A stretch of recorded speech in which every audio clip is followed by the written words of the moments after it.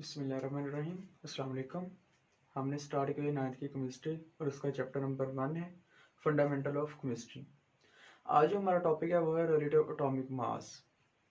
इसमें हमने डिस्कस करना है कि किसी भी एटम के मास को हम कैसे मेजर कर सकते हैं या फिर 18th सेंचुरी के साइंटिस्ट केमिस्ट वगैरह ने इस काम को कैसे सर अंजाम दिया, उन्होंने एटम्स के मास को कैसे प्रिपेयर किया।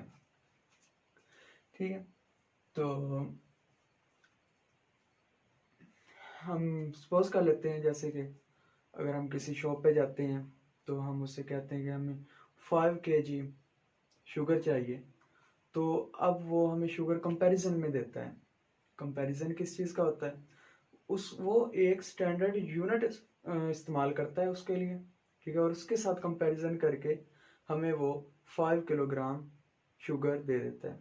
स्टैंडर्ड यूनिट जो क्या होता है उसके पास, जैसे कि हम उसे कहते हैं हमें 5 kg शुगर चाहिए, तो उसके लिए वो जो इस्तेमाल करता है उसके पास वॉट होते हैं 1 kg 2 kg 5 kg। तो वो क्या करेगा, एक तरफ 5 kg वॉट रखेगा और दूसरी तरफ हमें कंपैरिजन में 5 kg शुगर वो दे देगा। इस तरह से कुछ इसी तरह से हम क्या करेंगे, एटम के मास को इस्तेमाल करने के लिए, कैलकुलेट करने के लिए भी स्टैंडर्ड यूनिट इस्तेमाल करेंगे। ठीक है, अब स्टैंडर्ड यूनिट क्या है उनको हम देखते हैं। सबसे पहले जो हमारे पास स्टैंडर्ड यूनिट थे वो था हमारे पास हाइड्रोजन। हाइड्रोजन का मास है हमारे पास 1.008 ग्राम। हम हाइड्रोजन को एटॉमिक मास मालूम करने के लिए इस्तेमाल करते थे। ठीक है, किसी भी एटम का मास मेजर करने के लिए हम हाइड्रोजन को इस्तेमाल करते थे, लेकिन इसके कुछ डिफेक्ट्स थे। डिफेक्ट्स क्या थे, एक तो ये हमारे पास डिफेक्ट इसका ये था कि ये गैस है, दूसरा ये था कि ये एक फ्लेमेबल है। ठीक है, इन डिफेक्ट्स की वजह से हमें मूव टू होना पड़ा कार्बन 12 की तरफ।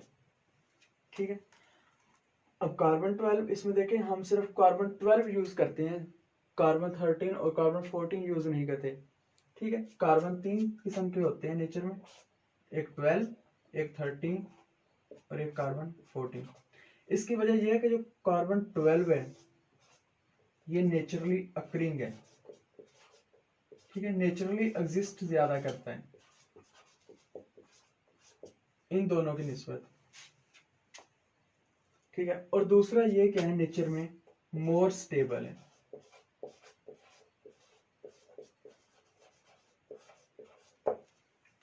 इस वजह से हम कार्बन 12 को मास मेजर करने के लिए इस्तेमाल करते हैं। ठीक है, अच्छा जी, आगे हम बात करते हैं, दोबारा हम अपने टॉपिक की तरफ आते हैं, रिलेटिव एटॉमिक मास। ठीक है, ये भी देखिए एक रिलेशन है, रिलेटिव से शो हो रहा है रिलेशन या कंपैरिजन। तो हम एटॉमिक मास का भी रिलेशन में होता है ये, या कंपैरिजन हम देखते हैं इसका कार्बन 12 के साथ। ठीक है, ये हो गया। अब इसके लिए हम एक स्केल यूज करते हैं, स्टैंडर्ड स्केल होना चाहिए। देखें, ये जो था हमारे पास कार्बन 12, जैसे कि हमने शुगर 5 kg लेने के लिए उसने जो स्टैंडर्ड यूनिट इस्तेमाल किया था, इस तरह जो एटम का मास मालूम करने के लिए हमने स्टैंडर्ड यूनिट इस्तेमाल किया है वो हम कार्बन 12 यूज करते हैं, स्टैंडर्ड यूनिट।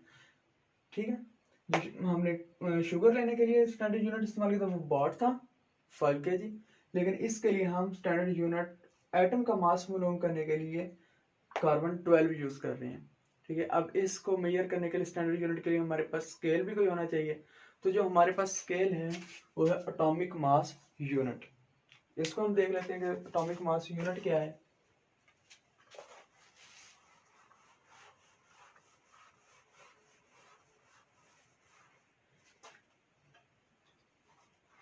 इसको हम एब्रिवेट करते हैं AMU से, यानी 1/12 पार्ट ऑफ कार्बन 12। ठीक है, और 1 AMU इक्वल होता है 1.66 multiply by 10 raised to power -24 ग्राम में। ठीक है, इसके लिए जो हम स्केल यूज करते हैं वो atomic mass unit AMU. AMU का मतलब है कि हम क्या करते हैं, कार्बन 12 के 12वें हिस्से के साथ इसका एटम के मास का कंपैरिजन करते हैं। ठीक है, और 1 AMU इक्वल होता है 1.66 मल्टीप्लाई बाय 10⁻⁻24 ग्राम। ठीक है, हम दोबारा आते हैं अपने टॉपिक की तरफ, रिलेटिव एटॉमिक मास। अच्छा, क्या हम एटम को किलोग्राम में मेजर नहीं कर सकते? इसकी रीजन ये है कि देखें, हमने पहले भी पढ़ा है कि एटम क्या है, एक इनडिविजिबल पार्टिकल है, यानी हम इसको डिवाइड नहीं कर सकते। जैसे कि एग्जाम्पल के तौर पर एक डॉट है हमारे पास, अब इसमें मिलियन ऑफ एटम्स पाए जाते हैं। ठीक है, अब वो किलोग्राम यूनिट था, किलोग्राम में बड़ी अमाउंट आ गई केजी। ठीक है, लेकिन ये क्या है, एक छोटा सा डॉट है, इसके अंदर भी मिलियंस ऑफ एटम्स पाए जाते हैं, यानी एटम्स इतने छोटे होते हैं, तो इसको हम केजी से मेजर नहीं कर सकते। इसके लिए अलहदा से हम स्टैंडर्ड यूनिट इस्तेमाल करेंगे। ठीक है, तो इसकी डेफिनेशन को हम देख लेते हैं। Mass of an atom of an element compared with 1/12 of carbon 12, यानी कार्बन 12 जो एटम है उसके 12वें हिस्से के साथ हम क्या करेंगे, किसी भी एलिमेंट के एटम का मास मेजर करेंगे, रिलेट करेंगे, कंपैरिजन करेंगे। कैसे करेंगे, चलिए हम इसको भी देख लेते हैं। सपोज कर लेते हैं कार्बन 12 है हमारे पास, हम इसको 12 पार्ट में डिवाइड कर लेते हैं।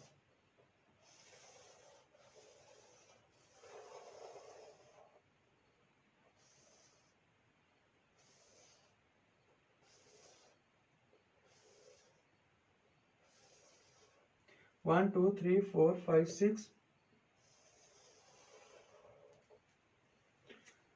तो ये आगे हमारे पास कार्बन के 12 पार्ट।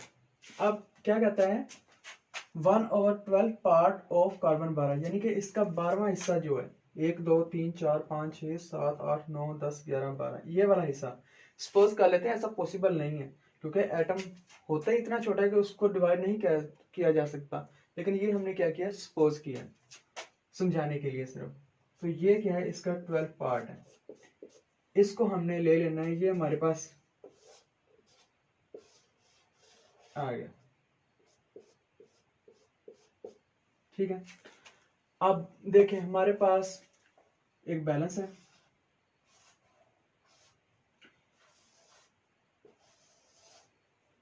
ठीक है, अब एक साइड पे हमने रख देना है हाइड्रोजन को, इसका एटॉमिक मास क्या है 1.008 ग्राम, और एक साइड पे हमने रख देना है इस 12 पार्ट ऑफ कार्बन को, कार्बन 12 के 12 पार्ट। क्लियर, एक साइड पे स्केल में हमने उसको रखा और एक तरफ हाइड्रोजन को रखा।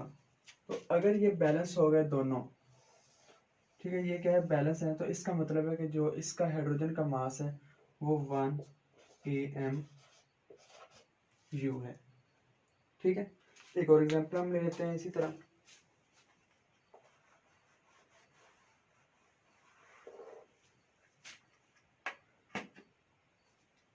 हमारे पास एक और एग्जांपल है हीलियम।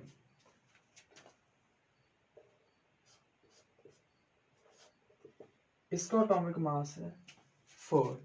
ठीक है, तो एक साइड पे हम हीलियम को रखते हैं,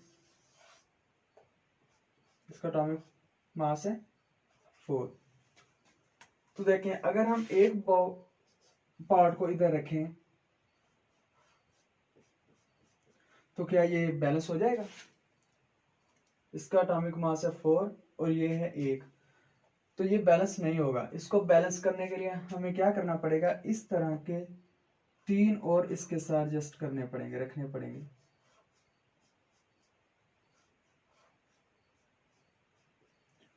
तो अब ये इसका मास बैलेंस हो गया। इस तरह से हम एटॉमिक मास को मेजर कर सकते हैं। ठीक है, इसी तरह से एक और एग्जांपल है हमारे पास, जैसे कि बोरॉन।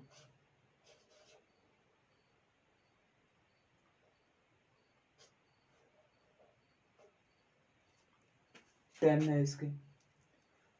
तो अब अगर हम इसको स्केल में रखें, एटॉमिक मास का 10 है, तो इसको मेजर करने के लिए कि चूंकि अब तो हमारे पास मेजर्ड है ना, सपोज हमें मालूम नहीं है कि इसका एटॉमिक मास 10 है, तो इसको मेजर करने के लिए हमें क्या करना पड़ेगा, इस तरह के सेम 10 यूनिट्स स्केल में रखने पड़ेंगे, तब जाके हमें इसका एटॉमिक मास मालूम होगा। ठीक है, तो ये था हमारा आज का topic, relative atomic mass and atomic mass unit. I hope you are understand. Next lecture में हम इंशाल्लाह नेक्स्ट टॉपिक डिस्कस करेंगे। तब तक के लिए अल्लाह हाफिज़।